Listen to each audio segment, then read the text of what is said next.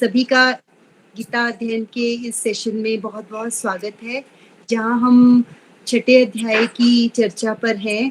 और दीदी ने बड़ा अच्छे से अभी जो पंक्तियां बोली, तो उससे डॉक्टर मनोजा की याद आ गई, जब वो आते थे और वो मेडिटेशन करते हुए हमें समझाते थे कि जब मेडिटेशन कर रहे हो, ऐसे ध्यान अगर नहीं लग रहा, कई बार होता है बैठ के हम ओम का जाप करते हैं या खाली अगर ऐसे सोचते हैं तो नहीं लगाया जाता।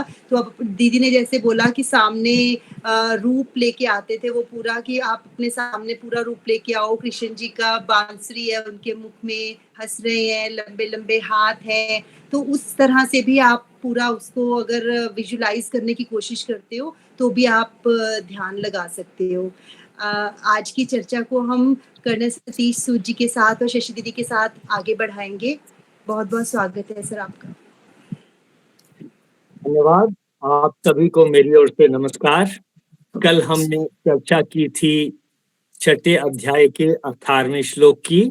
उसकी हिंदी में पढ़ता हूं एक बार फिर, संक्षेप में बात करके श्लोक नंबर 19 पर फिर चलेंगे। 18वें श्लोक में कल हमने जाना अत्यंत वश में किया हुआ चित्त।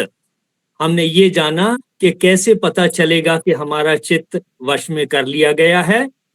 हम छिद्रान्वेषण से बचें, यानी मैं किसी की गलतियां नहीं निकाल रहा, एक चीज ये। और दूसरा, मैं जो मेरे पास रिसोर्सेज हैं मैं उनमें सेटिस्फाइड हूं, और अगर ज्यादा चाहिए तो मैं उसके लिए प्रयासरत हूं। तब कहेंगे कि हमारा चित्त अत्यंत वश में किया हुआ है। अत्यंत वश में किया हुआ चित्त जिस काल में परमात्मा में ही भली प्रकार स्थित हो जाता है। परमात्मा के बारे में चर्चा ऑलमोस्ट हर रोज होती है कि जब हम जान लेते हैं कि सब कुछ चारों ओर परमात्मा ही है, हम परमात्मा के ही शरीर के अंग हैं और परमात्मा के ही अंगों में हम लिपटे हुए हैं। हमारे बाहर भी जो कुछ है परमात्मा की ही शक्ति है, उसी का स्वरूप है। हमारे भीतर भी उसी की शक्ति और उसी का स्वरूप है। उस काल में संपूर्ण कामनाओं से स्पृहा रहित हुआ पुरुष, स्पृहा रहित को हमने कहा कि जब नेचुरली बगैर किसी टेंशन के, बगैर किसी स्ट्रेस से हम किसी बंधन से मुक्त होते हैं, जैसे पका हुआ फल अपने बेल से या वृक्ष से अलग होता है बगैर किसी कष्ट के, वो हुआ स्पृहा रहित। जब ऐसा हो जाए तब कहा है योग युक्त, ऐसा कहा जाता है कि ये बातें अगर आ गई तब कहा जाएगा कि हम योग में युक्त हो गए। आज हम 19वें श्लोक की बात करेंगे। शशि 19वें श्लोक को पढ़ें। हाँ जी। दीप के दृष्टांत से योगी के चित्त की स्थिति का वर्णन। यथा दीपो निवातस्थो नेंगते सोपमा स्मृता योगिनो यत चित्तस्य युञ्जतो योगम आत्मनः। यथा निवातस्थः दीपः न इंगते, जिस प्रकार वायु रहित स्थान में स्थित दीपक चलायमान नहीं होता, सा उपमा आत्मनः योगम युञ्जतः, वैसे ही उपमा परमात्मा के ध्यान में लगे हुए योगिनः यत चित्तस्य स्मृता, योगी के जीते हुए चित्त की कही गई है। जिस प्रकार वायु रहित स्थान में स्थित दीपक चलायमान नहीं होता, वैसे ही उपमा परमात्मा के ध्यान में लगे हुए योगी के जीते हुए चित्त की कही गई है। कि जो योगी है उसके चित्त की अवस्था कैसी होगी, उसकी स्टेट कैसी होगी, उसको कैसे पहचानेंगे, उसके बारे में यहाँ बताया गया कि जैसे दिया हमने जलाया, हम हर रोज जोत का दिया जलाते हैं और फिर देखते हैं कि चलो पहले पंखा बंद कर लेते हैं, अब जला लेते हैं ताकि वो एक दफे जल भी जाए और फिर हिले भी ना। पंखे की स्पीड ज्यादा है तो हम उसको कम करते हैं या उसके ऊपर थोड़ा सा ढक्कन लगाते हैं, कुछ कवर करते हैं, चिमनी लगाते हैं जिससे प्रकाश भी आता रहे और वो बुझे भी नहीं। तो कहा जिस प्रकार वायु रहित स्थान में स्थित, यानी इस तरह से जहां वायु रहित का मतलब यहां वैक्यूम की बात नहीं हो रही है, जहां हवा तेज नहीं चल रही, हवा रुकी हुई है, जिस प्रकार वायु रहित स्थान में स्थित दीपक चलायमान नहीं होता, यानी कि उसकी लौ इधर उधर नहीं मुड़ती, स्टेबल सीधी रहती है, चलायमान नहीं होता, वैसी ही उपमा परमात्मा के ध्यान में लगे हुए योगी के जीते हुए चित्त की कही गई है कि योगी का जो चित्त जीत लिया है योगी ने, वो वैसा ही होगा जैसे दीपक हवा से, बगैर हवा वाले स्थान में रखने से इधर उधर नहीं होता, वैसे ही योगी का चित्त भी इसी तरह से, अगर वो योगी का चित्त है और वो जीत लिया गया है तो वो भाग दौड़ नहीं करेगा, इधर का उधर नहीं होगा, स्टेबल एक जगह इल्यूमिनेटेड रहेगा, जलता रहेगा, प्रकाश करता रहेगा, अपनी शक्ति चारों ओर बिखेरता रहेगा, लेकिन खुद चलायमान नहीं होगा। तो ऐसा ये हमारा चित्त ऐसा हो जाए तब हम कहेंगे कि चित्त को हमने जीत लिया है, यानी चित्त के जीत लेने की ये एक पहचान है कि अगर मेरा चित्त इसी तरीके से, किन चीजों से, कौन सी हवा है यहां, कौन सी हवा इधर उधर से है, किसी ने मेरे साथ दुश्मनी कर दी, किसी ने मेरी आलोचना कर दी, किसी ने बुरा भला कह दिया, किसी ने गालियां निकाल दी, किसी ने मेरा नुकसान कर दिया, ये है आंधियां और तूफान, जिनमें स्टेबल रखना है किसको, मनः स्थिति को। और इसी तरह से वातावरण में कोई चीज मिल गई, नहीं मिल गई, चाय पी रहा हूं, हाथ से छूट करके गिर गई, किसी ने हाथ लगा दिया बच्चे ने या किसी और ने जरा सा इधर वो कर दिया, बिखर गई चाय, दूध बिखर गया। यानी कि जितनी डिस्टरबेंसेस हैं आसपास की, उन डिस्टरबेंसेस के चलते हुए अगर हमारा चित्त स्टेबल रहता है और गुस्से में नहीं आता, व्यथित नहीं होता, परेशान नहीं होता, दूसरों में गलतियां नहीं निकालता, बल्कि उनको अपना पूरक समझता है, अगर कुछ हो भी गया उसका गुस्सा होने के बजाय उसका इलाज ढूंढता है कि इसको कैसे ठीक किया जाए, तब कहा जाएगा कि हमारा चित्त योग में स्थित हो गया और अब चलायमान नहीं होता। इस स्थिति में आने की जरूरत है। यहां तक किसी का कोई प्रश्न है तो बताएं। इसके बाद शशि अगले 4 श्लोक एक साथ चलेंगे, वो कंटिन्यूटी में हैं, हम एक बार में चारों श्लोकों को आप पढ़ेंगे, उसके बाद उनको डिस्कस करेंगे। यहां तक इस श्लोक में किसी का कोई प्रश्न है तो पहले लेंगे। हाँ जी, किसी का क्वेश्चन? चलो आगे चलते हैं। हाँ, हमारा अगला है श्लोक नंबर 20। ध्यान योग के द्वारा परमात्मा को प्राप्त हुए पुरुष के लक्षण। यत्रो परमते चित्तम निरुद्धम योग सेवया, यत्र चैवात्मन आत्मानम पश्यन् आत्मनि तुष्यति। ये जो चैवात्मन आत्मानम है, ये है च प्लस एव प्लस आत्मना प्लस आत्मानम, ये 5 वर्ड है। चैव, च प्लस एव, चैवात्मना, यत्र चैवात्मनात्मानम, यत्र च एव आत्मना और आत्मानम, इसी में बस एक वो है। और हे अर्जुन, योग सेव्या निरुद्धम चित्तम, योग के अभ्यास से निरुद्ध चित्त, यत्र उपरमते, परोमते जहां लिखा हुआ है, यत्र पर उपरमते, उपरमते, योग के अभ्यास से निरुद्ध चित्त जिस अवस्था में उपराम हो जाता है।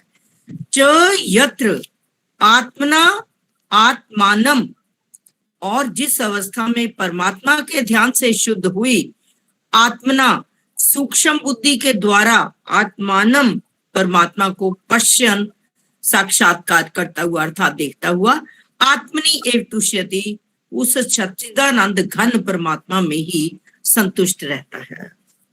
इसी की कंटिन्यूटी में अगला श्लोक 21वां। चलो, सुखम अत्यंतिकम यत्तद बुद्धि ग्राह्य मतेंद्रियम यत्तद, यहाँ पर द तक है हमारा ये सेंटेंस। बुद्धि ग्राह्य मतेंद्रियम वेत्ति यत्र न चैवायम स्थितश्चलति तत्वतः। अतीन्द्रियम बुद्धिग्राह्यम, इंद्रियों से अतीत केवल शुद्ध हुई सूक्ष्म बुद्धि द्वारा ग्रहण करने योग्य यत आत्यंतिकम सुखम, जो अनंत आनंद है। तत् यत्र वेति, उसको जिस अवस्था में अनुभव करता है, च यत्र स्थितः, और जिस अवस्था में स्थित, अयम तत्वतः, यह योगी परमात्मा के स्वरूप से न एव चलती, विचलित नहीं होता। इंद्रियों से अतीत केवल शुद्ध हुई सूक्ष्म बुद्धि द्वारा ग्रहण करने योग्य जो अनंत आनंद है, उसको जिस अवस्था में अनुभव करता है और जिस अवस्था में स्थित यह योगी परमात्मा के स्वरूप से विचलित नहीं होता। यम लब्ध्वा न परम चापरम लाभम मन्यते न अधिकम ततः यस्मिन् स्थितो न दुखेन गुरुणापि विचाल्यते। यम लाभम लब्ध्वा, जिस लाभ को प्राप्त होकर, ततः अधिकम, उससे अधिक, अपरम न मन्यते, दूसरा कुछ भी लाभ नहीं मानता, च, और यस्मिन् स्थितः, परमात्मा प्राप्ति रूप जिस अवस्था में स्थित योगी गुरुना, बड़े भारी दुखेन, दुख से, अपि न विचाल्यते, चलायमान नहीं होता। जिस लाभ को प्राप्त होकर, हाँ जी, ये सारी चीजें बताई जा रही हैं कि हमारा मन कब कहा जाएगा कि स्थित हो गया, और इसी में अगले 2 श्लोक और पढ़ने हैं शशि हमने, फिर इसकी चर्चा। नहीं, मेरे ख्याल से कुछ ज्यादा हो जाएंगे। आप यहीं तक पूरा नहीं हुआ। अच्छा, ये सेंटेंस पूरा नहीं हुआ अभी। ठीक है। जिस लाभ को प्राप्त होकर उससे अधिक दूसरा कुछ भी लाभ नहीं मानता, और परमात्मा प्राप्ति रूप जिस अवस्था में स्थित योगी बड़े भारी दुख से भी चलायमान नहीं होता। तम विद्याद दुख संयोग वियोगम योग संजितम स निश्चयन योक्तव्यो योगो निर्विण्ण चेतसा। तत्परता पूर्वक ध्यान योग के अनुभव का कथन। दुख संयोग वियोगम योग संजितम, दुख रूप संसार के संयोग से रहित है, जो दुख रूप संसार के संयोग से रहित है, जिसका नाम योग है। तम विद्याद स योगः, उसको तम विद्याद, उसको जानना चाहिए। स योगः, वह योग, अनिर्विण्ण चेतसा, ना उकताए हुए, अर्थात धैर्य और उत्साह युक्त चित्त से, निश्चयन योक्तव्य, निश्चय पूर्वक करना कर्तव्य है। दुख रूप संसार के संयोग से रहित है तथा जिसका नाम योग है, उसको जानना चाहिए। वह योग ना उकताए हुए, अर्थात धैर्य और उत्साह युक्त चित्त से निश्चय पूर्वक करना कर्तव्य है। ये 4 श्लोकों में एक ही बात चलते चलते यहां आकर के एंड हुआ कि वह योग, कौन सा योग, जिसकी चर्चा इससे पहले श्लोकों में आई, वह योग निश्चय पूर्वक करना कर्तव्य है। तो हमने ये जानना है इन श्लोकों में कि कैसा योग, कौन सा योग निश्चय पूर्वक करना है। ये इस 23वें श्लोक के अंत में ये आया, वह योग निश्चय पूर्वक करना कर्तव्य है। अब वो कैसा योग है उसके बारे में हम, यानी क्या करना कर्तव्य है उसके बारे में अब हम वापस आते हैं श्लोक नंबर 20 पर। श्लोक नंबर 20 कहा है, जिस अवस्था में योग के अभ्यास से निरुद्ध हुआ चित्त। अब ये शब्द आया निरुद्ध, इसको समझ लेते हैं। इसके साथ ही लिखा है उपराम हो जाता है। 2 शब्द आए, एक शब्द आया निरुद्ध और दूसरा आया उपराम। निरुद्ध क्या है, उपराम क्या है, इन दोनों को समझते हैं। मान लीजिए मेरा मन किसी चीज को पाने के लिए ललायित हो रहा है, ये मिलनी चाहिए, बेचैन हो रहा है। अब ऐसा समझें कि एक बच्चा कुछ अपना कोई खिलौना चाहता है या कोई खाने की चीज चाहता है या कहीं और जाना चाहता है, बाहर खेलना चाहता है, और वो अगर उसकी बात नहीं मानी जा रही तो वो लड़ पड़ता है, झगड़ पड़ता है। ये एक अवस्था है। उसको हम थोड़ा सा डांट दें, वो थोड़ा सा नर्म हो जाएगा, या दूसरी तरफ का लालच दे दें, थोड़ा सा नरम हो जाएगा। इस अवस्था को कहा गया निरुद्ध। और फाइनली जब हम उसको किसी भी तरीके से किसी भी काम में लगा लें या जैसा वो चाहता था वैसा उसमें लगा दें। अगर नहीं लगा सकते किसी और चीज में लगा करके उसको शांत कर दें, वो हुआ उपराम की अवस्था। तो मन की 3 अवस्थाएं हैं। एक में जहां बहुत चंचल है मन हमारा, भाग दौड़ करता है, बेचैन रहता है, और उसने मुझे कुछ कह दिया, उस दुश्मन ने तंग कर दिया, इसने आलोचना कर दी, या मुझे ये चीज चाहिए, किसी के आलोचना करने से, किसी शत्रु के कारण या अपनी इच्छाओं के कारण जो ज्यादा बेचैनी है, उस स्थिति से हमें पहला स्टेप है निरुद्ध अवस्था में आना, यानी कि उसको थोड़ा सा नॉर्मलाइज करना, स्टेबल करना।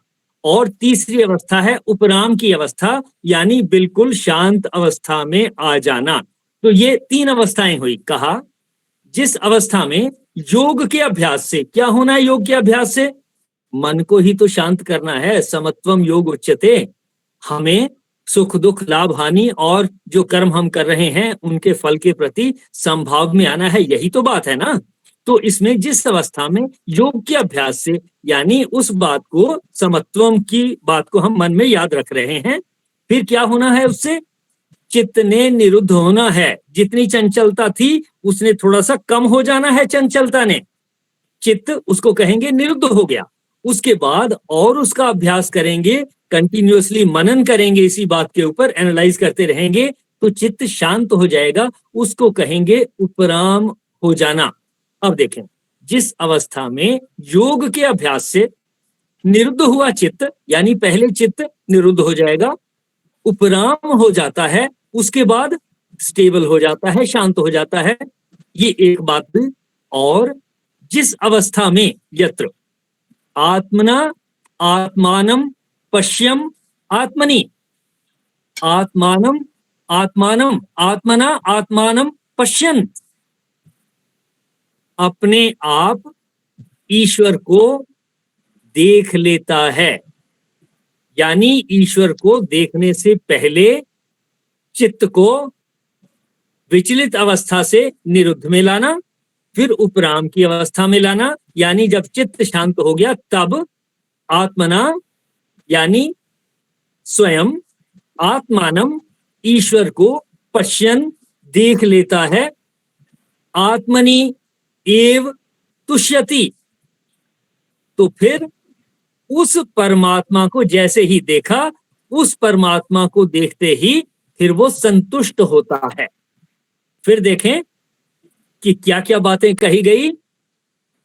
योग के अभ्यास से चित्त को निरुद्ध करना है, यानी थोड़ा सा हलचल को कम करना है, मीडियम लेवल में लाना है, फिर उपराम की अवस्था में लाना है, और फिर ऐसा करते जिस अवस्था में स्वयं परमात्मा को देख लेता है। परमात्मा को देख लेने की बात हम हर रोज कर रहे हैं कि जब हमें चारों तरफ हमारे डिस्टर्ब होने वाली चीजें भी ये दिखने लगेंगी कि ये भी डिस्टर्बेंस परमात्मा की ही शक्ति से हो रही है, परमात्मा से ही हो रही है, उसी के स्वरूप के किसी अंग से ये डिस्टर्बेंस आ रही है।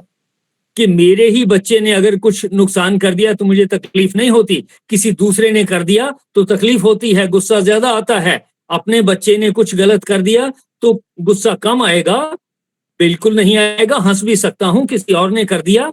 यानी कि जब अपने से अलग कोई नजर आता है, उसके कारण कुछ गलत हो जाए, नापसंद की चीज हो जाए तो ज्यादा गलत लगता है, ज्यादा कष्टदायक होता है। अपना बच्चा कुछ कर दे या अपने घर का कोई मेंबर इस तरीके से कुछ कर दे, तब गुस्सा कम आता है या नहीं आता।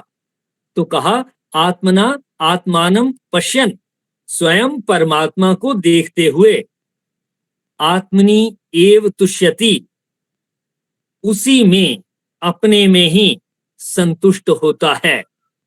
अगले श्लोक में चलते हैं। इंद्रियों से अतीत, अतीन्द्रिय है, इंद्रियों से अतीत यानी जो ज्ञान इंद्रियों से इनपुट आ रही है, आंख कान नाक मुंह त्वचा, इनसे जो इनपुट आ रही है, चाहे अच्छी चीज देखने की, बुरी चीज देखने की, या अच्छा बुरा सुनने की, या अच्छे बुरे स्मेल की, या अच्छा बुरे टेस्ट की, या गर्मी सर्दी की, ये जो चीजें आ रही हैं, इनसे हम जब परे हो गए, जब इनमें हम बैलेंस होने के हमने तरीके निकाल लिए, चाहे पैसा खर्च करके टेक्नोलॉजी ले ली, या मैंने घर की व्यवस्था कर ली, या मैंने घर में कुछ और जो भी चाहता था वैसा अरेंजमेंट कर लिया। इंद्रियों से अतीत, यानी इनसे फिर मुझे चिंता नहीं। इंद्रियों से अतीत, बुद्धि ग्राह्यम, बुद्धि के द्वारा जो ग्रहण करने योग्य है। बुद्धि के द्वारा क्या ग्रहण करना चाहते हैं हम? कंफर्ट। मेरी बुद्धि मान ले ये आराम की चीज है, ये ठीक है। इस वक्त जो है हम नदी के अंदर हैं, थोड़े पानी की लहरें तो आएंगी, ये डावाडोल तो होगी नदिया से अगर मैंने पार लगना है तो मेरी नैया जो है डावाडोल होते होते ही पार लगेगी, थोड़ा बहुत तंगी काटनी पड़ेगी। ये जब बुद्धि में ग्रहण कर लिया, शुद्ध सूक्ष्म बुद्धि द्वारा जो ग्रहण करने योग्य है, यानी क्या ग्रहण करने योग्य है? जो परिस्थितियां आ रही हैं उनको स्वीकार करना, यही बुद्धि के द्वारा ग्रहण करने योग्य है। जो अनंत आनंद है, बुद्धि के द्वारा चित्त को शांत करते हुए जो ग्रहण करना है वो आनंद है, अनंत आनंद है। उसको जिस अवस्था में अनुभव करता है और जिस अवस्था में स्थित हुआ यह योगी भगवत स्वरूप से नहीं चलायमान होता, यानी कि परेशानियां आ भी रही हैं, मेरी नैया डावाडोल हो भी रही है, तब भी मैं कहता हूं कोई बात नहीं, जो मेरा मुर्गा है, जो नाव चलाने वाला है, जो कंट्रोलर है, वो संभालेगा। वो हर रोज इस दरिया के पार ले जाता है लोगों को, कोई फिक्र करने की जरूरत नहीं है। ऐसे ही जो ईश्वर की शक्ति से डावाडोल हो रहा है हमारे जीवन में, परेशानियां आ रही हैं, कि कोई बात नहीं, उसी शक्ति से परेशानियां आ रही हैं, उसी शक्ति से वो पार भी लगा देगा, हम पार भी लग जाएंगे। चलायमान नहीं होता, यानी कि योग की, जिसको समत्वम योग कह रहे हैं, इस स्थिति में आने के लिए ये सारी बातें कही गई। इंद्रियों से परे, बुद्धि के द्वारा ग्रहण करने वाला अत्यंत अनंत आनंद, जिसको हम तब अनुभव करते हैं, ऐसे आनंद में इसमें स्थित हुआ योगी भगवत स्वरूप से चलायमान नहीं होता, यानी उसको पक्का है कि हम ईश्वर में ही बैठे हैं, कोई घबराने की बात नहीं है। और फिर आगे कहा, यम, जिस अवस्था में, लब्धवा, जिसको पार करके, प्राप्त होकर, यम लब्धवा, जिसको प्राप्त करके, उससे अधिक दूसरा कुछ भी लाभ नहीं है। किससे अधिक नहीं है? मन की शांति अगर आ गई, चित्त को बेचैनियों से निरुद्ध कर लिया, फिर उपराम की अवस्था में ले आए, फिर ईश्वर को समझ लिया, फिर जान लिया कि ईश्वर से जो कुछ हो रहा है मैं अपनी मेहनत लगाऊं, लेकिन परेशान होने की जरूरत नहीं है। तब जब मैं नेचुरल एक्सेप्टेंस में आ जाऊं, कुदरती तौर पर मुझे चीजें एक्सेप्ट होनी शुरू हो जाएं। जो चीज नहीं एक्सेप्ट हो रही है उसके लिए मैं एक्शन कर लूं, जो अदरवाइज उसमें नेचुरल एक्सेप्टेंस में मैं आ जाऊं, एडजस्ट हो जाऊं। कहा है, उसको जिस लाभ को प्राप्त होकर उससे अधिक दूसरा कुछ भी लाभ नहीं है, ऐसा मानता है। और यस्मिन स्थित है, जिस अवस्था में स्थित होकर करुणा, बड़े भारी दुखेन, दुख से भी चलायमान नहीं होता, डेविएट नहीं होता, घबराता नहीं है। और लास्ट वाला श्लोक 23वां कहता है, दुख रूप संसार के संयोग से रहित है। दुख संयोग वियोगम, दुख रूप संसार के संयोग से रहित है, तथा जिसका नाम योग है उसको जानना चाहिए। दुख रूप संसार के संयोग से रहित है, यानी संसार में दुख तो हैं, लेकिन हम उसमें एडजस्ट हो रहे हैं, उससे रहित हो रहे हैं, उसकी कोई फिक्र नहीं है, उसके लिए हम किसी को कोस नहीं रहे। दुख रूप संसार के संयोग से रहित है। दुख संयोग वियोगम उससे अलग है, जिसका नाम योग है। योग संज्ञतम, संज्ञतम, जिसका नाम योग है, जिसको योग की संज्ञा दी गई है। तम विद्यात, उसको जानना चाहिए। और वह योग कैसे करना चाहिए? ना उकताए हुए चित्त से, अर्थात तत्पर हुए चित्त से निश्चय पूर्वक करना कर्तव्य है। तो कौन सा योग करना कर्तव्य है उसके बारे में इन श्लोकों में बताया गया। कहां से बात शुरू हुई थी कि चित्त को निरुद्ध करो, उसके बाद उसको उपराम की अवस्था में लाओ, फिर ईश्वर के साथ जुड़ो, चारों तरफ समझिए कि सब कुछ ईश्वर ही है जैसा हम जान चुके हैं, और फिर मन को स्टेबल करते हुए सुख दुख में बराबर होते हुए बगैर उकताए हुए चित्त से अगर हम हो गए तब समझें कि हम योग को ठीक से कर रहे हैं। देखें जरा इनमें से किसी भी श्लोक में किसी का कोई प्रश्न कि कौन सा योग हमने करना है, कैसे करना है। ये 4 श्लोकों में बात हुई, वापस 20वें श्लोक से शुरू होकर के हम इनकी चर्चा कर सकते हैं। देखें जरा किसी का कोई प्रश्न। कल हम तो इन्हीं को दोबारा डिस्कस करेंगे। ठीक है, ठीक है। पूरी तरह से फिट तो करना है ना। अभी तो सिर्फ ऊपर ऊपर ही है। बिल्कुल ठीक। वापस एक दफे फिर 20वें श्लोक में आता हूं। जिस अवस्था में योग के अभ्यास से निरुद्ध हुआ चित्त, इस श्लोक में बताया गया कि जो हमारा चित्त विचलित हो रहा है, परेशान हो रहा है, डेली की जो स्ट्रेस है उससे निपटने के लिए 2 स्टेजेस हैं, जिनके 2 स्टेप में हमने नीचे आना है।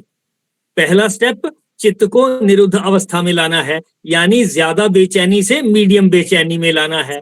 फिर उसको उपराम की अवस्था में लाना है। कैसे लाना है? समत्वम योग के अभ्यास से ही ऐसा हो पाएगा। ये 2 स्टेज नीचे हमारे मन को शांति समत्वम योग के अभ्यास से मिलेगी, जिस अवस्था में योग के अभ्यास से निरुद्ध हुआ चित्त उपराम हो जाता है। और दूसरी बात, जिस अवस्था में परमेश्वर के ध्यान से, यानी हमने ईश्वर का ध्यान करना है, ईश्वर को जानना है, समझना है।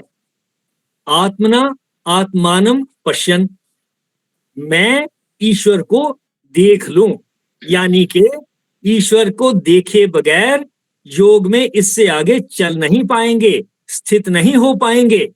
यानी कि समत्वम योग को भी हम समझ लें, तब भी जब तक हम उसके साथ ईश्वर को नहीं समझेंगे, ईश्वर के स्वरूप को नहीं जानेंगे, तो योग फलित नहीं हो पाएगा, कमी रह जाएगी। क्योंकि संभाव तभी आएगा जब चारों तरफ सब कुछ, मित्र भी शत्रु भी, सब ईश्वर के अंग नजर आते हैं, तभी हो पाएगा। तो योग को ये 20वें श्लोक में है।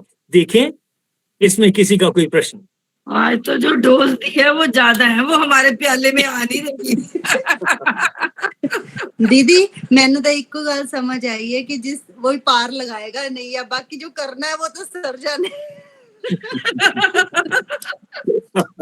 नहीं, हम प्याले में तो जितना डलेगा उतना ही डालेंगे ना। सर ऐसा लग रहा है जैसे कल पेपर है, फटाफट रिवीजन हो रही है, कुछ समझ नहीं आ रहा। आज ज्यादा हो गया। ये 4 श्लोक जो हैं कंटिन्यूटी हैं, एंड में जाकर के कहा कि हमें किस तरीके से योग में स्थित होना कि वह पर नहीं, चाहे एक दिन में चाहे 2 ही वर्ड समझाए जाए, हमारे श्लोक को एक तक ही रखा करो, हमारे प्याले में जाता नहीं है इतना। आशु, एक्सक्यूज मी आशु, मैं गीतांजलि बोल रही हूँ। तो मैं ना एक्चुअली ये चाह रही थी कि अगर थोड़े और एग्जाम्पल दिए जाए तो शायद ज्यादा क्लैरिटी हो सकती है इस पे। क्लैरिटी तो हुई है, ऐसी बात नहीं है। दीदी आपको ही हैवी लग रहा है, आप इतने सालों से गीता पढ़ रहे हो। गीतांजलि जी, ये तो गीतांजलि जी इन्होंने कल ही ज्वाइन किया है। नहीं, वही बात है ना, मैंने यही चीज कही है कि मुझे जब वो ज्यादा लग रहा है तो इतनी से बाकियों को तो और भी ज्यादा लग रहा हो। तो इसी की आज क्वेश्चन अभी नहीं निकले हैं सर, आप इसी को थोड़ा सा और हमें ऐसा समझाएं। मतलब कि चाहे 2 ही वर्ड हमने एक्सप्लेन करने हो, लेकिन कोई बात नहीं। मैं 23वें श्लोक के अंतिम शब्दों की बात करता हूं। पहले कहा है, वह योग न उकुताए हुए चित्त से निश्चय पूर्वक करना कर्तव्य है। इस सवाल का जवाब हम ढूंढ रहे हैं कि कौन सा योग है जो ना उकताए हुए चित्त से करना है, यानी कि उकताए हुए चित्त से समभाव में नहीं आ पाएंगे। समत्वम का भाव अगर हमारा चित्त उकता गया है तब नहीं आ पाएगा। और ना उकताए हुए चित्त से कौन सा योग करना है, उसमें क्या क्या बातें आनी हैं, उसकी पहली बात आई श्लोक नंबर 20 में। कहा जिस अवस्था में योग के अभ्यास से, कौन से योग का अभ्यास? समत्वम योग, समभाव के योग का अभ्यास। इससे क्या करना है? 2 स्टेप करने हैं। निरुद्ध हुआ चित्त थोड़े अभ्यास से जो डामाडोल चित्त था वो थोड़ा सा नॉर्मल हो जाएगा। ये पहली स्टेज हुई। किससे? समत्वम योग के अभ्यास से ही मन थोड़ा सा नॉर्मल हो जाएगा, उसकी घबराहट कम होगी। और फिर उसी का अभ्यास और करेंगे, फिर वो चित्त और शांत हो जाएगा। ये दूसरी स्टेज हुई। यानी ऐसा चित्त होना चाहिए, यानी ऐसा योग का अभ्यास करना है। और इतने से ही काम नहीं चलेगा, इसके साथ क्या जोड़ा? आत्मना आत्मानम पश्यन, स्वयं ईश्वर को देखो। तो 20वें श्लोक में क्या बात बताई कि चित्त को 2 स्टेप्स में डाउन करो, चित्त की बेचैनी को। पहले स्टेज में समता के भाव में रहते हुए बेचैनी कम की, उसको कहो कि चित्त निरुद्ध अवस्था में आ गया। उसको और शांत करें, तब कहेंगे उपराम की अवस्था में आ गया। यानी जितना भी आप इसको समत्व के भाव से बराबर कर सकते हो, बैलेंस कर सकते हो, परेशानी से हट सकते हो, पहले तो ये 2 स्टेजेस करते करते अपने मन को शांत करें। फिर मन को और शांत करने के लिए तीसरी स्टेज है ईश्वर को देख लेना। आत्मानम पश्यन, परमात्मा को साक्षात कर लेना, परमात्मा को देख लेना। क्यों जरूरी है? जब तक हम परमात्मा को चारों तरफ अपने शत्रुओं में, आलोचकों में, नुकसान करने वालों में उसको नहीं देख लेंगे, तब तक शांत नहीं हो पाएंगे। तब तक लगता रहेगा कि उसने मेरा नुकसान कर दिया, उसने मुझे तंगी कर दी। इसकी बजाय अगर मैं कहूंगा कि वो भी ईश्वर के शरीर का ही अंग है, हम सब एक दूसरे के पूरक हैं, ये भाव मन में आएगा, तब उसमें गलतियां निकालने की बजाय मैं उसको अपना पूरक समझूंगा। तब जाकर के समत्वम योग में, समभाव वाले योग में स्थित हुआ जाएगा। और उसमें जो लास्ट की बात है, ना उकताए हुए चित्त से, यानी ऐसा जब समझ में आएगा तो ऑटोमेटिकली चित्त उकताएगा भी नहीं, एक्सेप्ट कर लेगा। चित्त कब उकताता है कि इसने परेशान कर रखा है, मुझे जाता भी नहीं है, यहीं आकर के बैठ गया है, हमारे सिर पे चढ़ के बैठ गया है। ऐसे भाव आते हैं। क्यों? हमें लगता है ये कोई और है। जब ये पता लगेगा कि ये हमारे ही परिवार का मेंबर है, ये हमारे ही शरीर का हिस्सा है, हम भी उस ईश्वर के ही शरीर के हिस्से हैं, तब ये भाव आएगा। तो ये 20वें श्लोक में इतनी बात आई। कौन सी? 3 स्टेप देखें। मन को शांत करने का, समभाव में आते हुए पहला स्टेप निरुद्ध हो जाना, यानी थोड़ा लेवल कम हो गया। दूसरे स्टेप में उसको और शांत किया, उसको कहेंगे उपराम अवस्था में आ गया मन। फिर तीसरा, ईश्वर के दर्शन करने हैं, जिसकी चर्चा पहले दिन से हम करते आए हैं। ये 3 चीजें होंगी, तब हमारा चित्त ना उकताया हुआ होगा, नहीं तो उकता जाएगा, घबरा जाएगा, परेशानी हो जाएगी। देखें जरा, ये 23वें श्लोक ना, 1 गिलास पानी की जरूरत थी। सर क्लियर हो गया, बिल्कुल क्लियर हो गया सर। सर मतलब ये हुआ कि मान लो कोरोना भी आया है तो उससे हम नफरत ना करें, ये सोचें कि ये बैलेंस करने के लिए आया है दुनिया को। हाँ, देखो वो किस लिए आया है, वो किस लिए आया है। हाँ, देखिए मैं इसको थोड़ा सा बदलूंगा। वो किस लिए आया है, मैं इस सवाल का जवाब ना ढूंढूं, मैं जवाब ये ढूंढूं, वो आया है तो उससे जो परेशानी हो रही है मैं उससे कैसे बचूं, और वो जो आया है उससे अगर कोई फायदा हो सकता है, यानी मेरे शरीर की इम्यूनिटी किसी तरीके से बढ़ सकती है, मैं उसकी तरफ ध्यान दूं। यानी कि मन को शांत करने के लिए तरीके ढूंढने के ऊपर मेरा फोकस हो। वो क्यों आया है ये ठीक है, इसकी तरफ भी ध्यान जाए। इसकी बजाय जो चीजें मुझे परेशान करती हैं, कोरोना, कि मुझे कोरोना गले में जाकर के तंगी करता है, फेफड़ों में जाके तंगी करता है, मैं इन चीजों की तरफ जाने की कोशिश करूं कि आज के दिन में उन्होंने कोरोना को ग्लूकोज चाहिए या उसको जो भी चीज चाहिए, उन्होंने इस तरीके की दवाई बना ली, झूठी दवाई बना ली कि कोरोना को लगे ये वही चीज है जो उसको चाहिए। जब वो उसको खाता है वो नकली है। मुझे लगता है कि ये कैप्सूल जो है ये बढ़िया था, उस कैप्सूल में दवाई नकली थी, मैंने उसको खा लिया, उल्टा नुकसान हो गया। कोरोना उस दवाई को खा लेता है ये समझ के कि ये उसका भोजन है, वो उससे मरता है। यानी कि आपने कहा कि कोरोना क्यों आया, नहीं, मैंने कहा कि कोरोना क्यों आया ये हम बाद में सोचेंगे, पहले हम ये देखें कि कोरोना जो आया है वो कहाँ नुकसान कर रहा है, वहां से कैसे बचना है, और अगर उसको हमारा नुकसान हो रहा है उसको हम नष्ट कर सकें, रोक सकें, अपने शत्रु की तरह से देख करके उससे बच सकें, उसके लिए दवाइयां कौन सी हो सकती हैं, इस पे फोकस करें। उसके लिए नॉलेज कौन सी काम आ सकती है, इस पे फोकस करें। और अगर कुछ नहीं हो सकता तो उस पे परेशानी से, जो स्ट्रेस से हमारी बीमारी बढ़ रही है, उस पे ध्यान करें। यानी कि अपने चित्त की जो परेशानी है उसको परेशानी से, ज्यादा परेशानी से निरुद्ध अवस्था में लाएं और निरुद्ध अवस्था से उपराम की अवस्था में लाएं। ऐसा करके फिर कि ये आया है ईश्वर की शक्ति से आया है, नफरत की कोई बात नहीं है, तरीका ढूंढेंगे, इलाज ढूंढेंगे, कुछ नहीं है तो मास्क लगाना है, घर में बैठना है, बात खत्म हो गई। तब इतनी डिस्कशन में मैंने ये नहीं सोचा कि कोरोना क्यों आया, मैंने ये सोचा कि मुझे उसका इलाज कैसे करना है, उससे मैंने बचना कैसे है।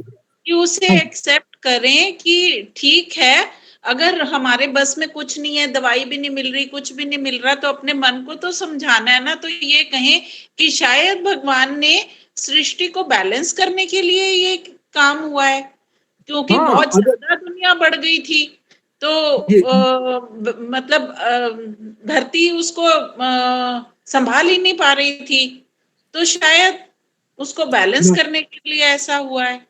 मैं आपकी बात से सहमत हूँ कि हमारे मन में शांत होना है किसके विचार से ही।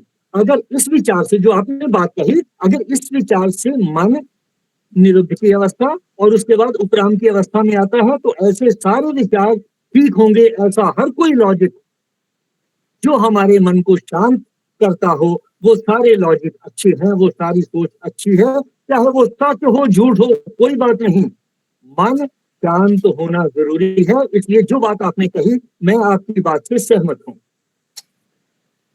बहुत अच्छा एक्सप्लेन किया। मैं तो सिर्फ एक बात कह रही हूँ, मैं क्षमा चाहूंगी, भाई साहब ने 4 गिलास रख दिए भर के हमारे सामने, हमने उसमें से एक पी लिया।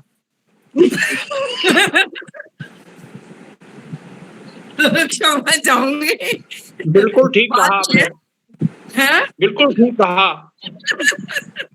मतलब कि बात ये है ना, जितना भी कहेंगे, जितनी किसी को प्यास होगी उतना ही पिएगा ना वो, जितनी जगह होगी। कोई बात नहीं, सही परसों सही, कैसे क्या बात है।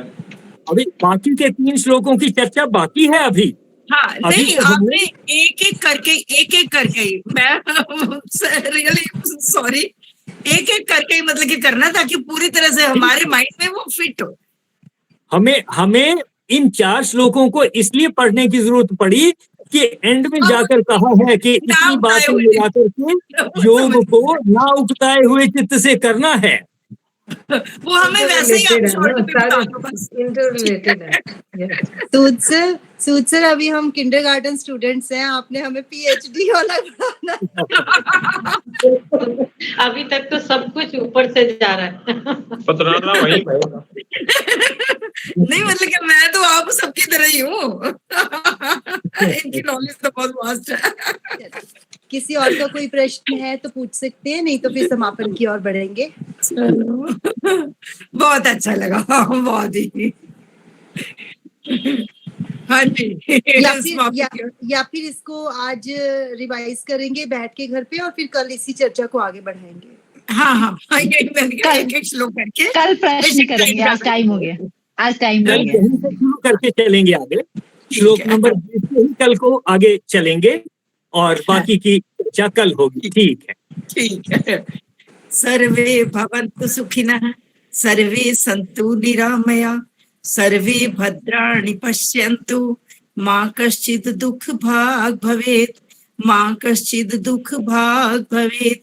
गौ माता की परम कृपा से सुख समृद्धि का बसेरा, गोधन से दुख दरिद्र भागे, सब ग्रंथों का सार घनेरा। बोल गौ माता की जय।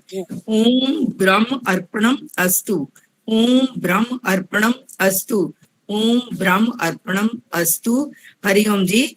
सत्संग का बहुत आनंद आया, हमारी ये श्रृंखला बढ़ती रहे, हम एंजॉय करते हैं साथ साथ बात करते करते। सार्थक रही आज की चर्चा। इस पूरे सहयोग के लिए आप सबका धन्यवाद और मेरी ओर से सभी को प्रणाम। सभी को प्रणाम। हास्यासन तो नरेंद्र से आज शशि दीदी ने पहले बहुत करवा दिया, कुछ खिला पिला दो आप आज। नहीं हो गया तो फिर रहने देते हैं, आज हो गया। नहीं नहीं, एक मिनट बत्रा सर, उन्होंने पानी भी पिला दिया, कह रहे 4 गिलास थे, 1 गिलास पिला दिया पहले।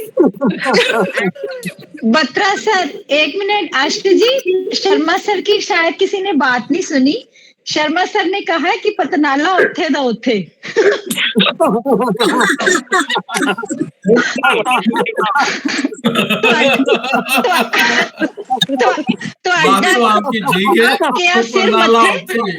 क्या सिर मथे पर पतनाला उठे दो।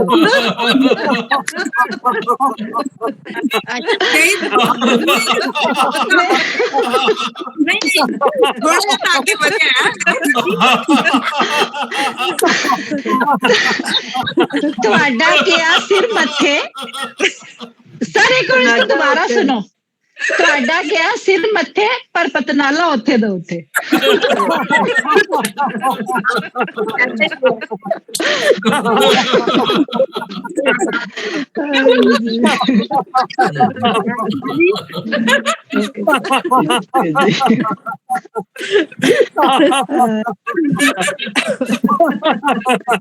ये जो पतनाला है, बारिश हो तब भी वहीं रहेगा और जिस दिन बारिश ना हो तब भी वहीं रहेगा। चाहिए हमें माइंड की, पतनाले जैसी ही स्टेबिलिटी चाहिए, वहीं रहना चाहिए।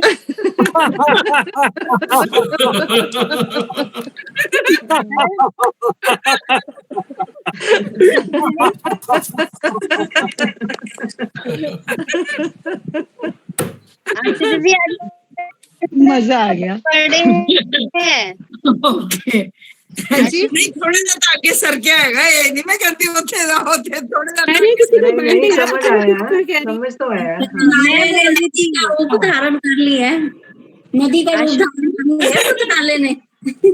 ये तो हंसने के लिए था, मैं कह रही थी ये सिर्फ हंसने के लिए था। आप मेरा बर्थडे का मुझे तो कर दो। निरूपमा जी का बर्थडे है भाई आज, निरूपमा जी का बर्थडे है। विश कर दो, उनका बर्थडे है। निरूपमा जी, निरूपमा जी आयुष्मान बनो, यशस्वी बनो, तेजस्वी बनो और परमात्मा आपको तंदुरुस्ती दे। बहुत बहुत मुबारक आपको। थैंक यू दीदी। अगर कोई भी अगर 2 लाइनें सुनाना चाहे निरूपमा जी के लिए तो सुना सकते हैं। आशु जी आप ही सुना दो। हाँ जी दीदी आप ही सुना दो। मैं तो बच्चे वाली आंदी है और बड़िया वाली कोई नहीं आंदी। थोड़ी मम्मी बैठी होती है मैं बोल देती। बार बार दिन ये आए, बार बार दिल ही गाए, तुझी हजारों साल है मेरी ये आरज़ू। हैप्पी बर्थडे, सबसे रिलाएंगे। Happy birthday Nirupama, happy birthday to you. Happy birthday, बहुत बहुत ब्लेसिंग सारे रोज लेके आया हूँ। Thank you. दिखे नहीं अभी रोजेज आपके। Thanks to everyone. होश पूरा Thank you. ऊपर करो ना, होश ऊपर करो, वो तो नजर नहीं आ रहा पूरा। वो लैनस से गए वाले कल नजर आएगा।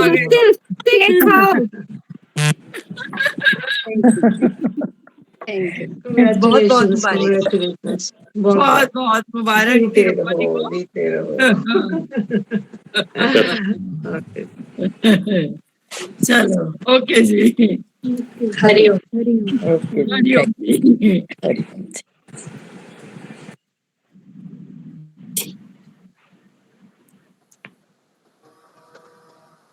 आशु जी कई बार बंद करने लगे ना हैंग हो जाता है। कई बार जब मैं बंद करने लगती हूँ ना वो आता नहीं सामने। मैं कर देती हूँ। ये हमारा